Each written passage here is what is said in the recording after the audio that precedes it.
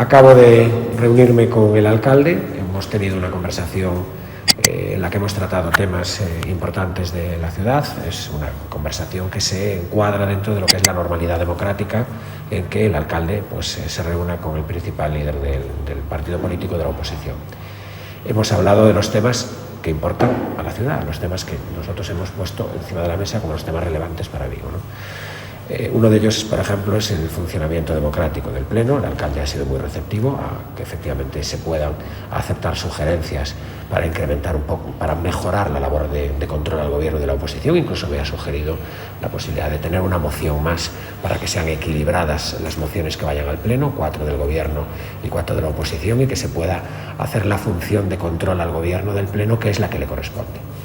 Hemos hablado también del plan general. No ha compartido conmigo la visión del plan general, ni nuestra visión o opinión sobre el plan general. Le hemos dicho que el plan general es un plan general que no es el que necesita la ciudad, que no es el que merece la ciudad, que tiene que ser mejorado sustancialmente, que sea tramitado de una manera opaca y que eso no puede ser. Es un plan general que no es el que Vigo necesita y que va a crear problemas, está creando ya problemas de encarecimiento de vivienda, desmantelamiento del suelo industrial de Vigo. No vemos un modelo de ciudad en este plan, no vemos un modelo de ciudad en el gobierno, se lo he trasladado. Nosotros creemos que hay que respetar la identidad de la ciudad en materia de innovación, vanguardia, suelo industrial, una ciudad industrial.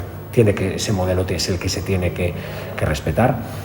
Y también le hemos dicho que es necesario también que haya inversiones en la ciudad, inversiones importantes de infraestructuras, como son, por ejemplo, el AVE por Cerdedo, que nos preocupa. El alcalde ha dicho que se va a hacer sí o sí, pero nosotros creemos que tiene que haber un cronograma y un compromiso en el Boletín Oficial del Estado que hasta ahora no existe. También hemos preocupado sobre la economía de la ciudad, los problemas que causan las consecuencias económicas y sociales de la pandemia, que el Concello tiene que hacer un mayor esfuerzo en materia de ayuda a esos sectores y en materia también de ejecución presupuestaria. El dinero que los vigueses pagan, ese dinero que hacen llegar al ayuntamiento, pues el ayuntamiento lógicamente lo tiene que gastar. En definitiva, hemos tenido un intercambio de pareceres amplio sobre los problemas que tiene la ciudad y nosotros le hemos trasladado nuestra visión sobre ello y, como digo, hemos llegado a algún tipo de entendimiento con respecto a esta parte en la que admite sugerencias sobre el funcionamiento democrático del Pleno y la intervención de la oposición y el papel de la oposición dentro del ayuntamiento.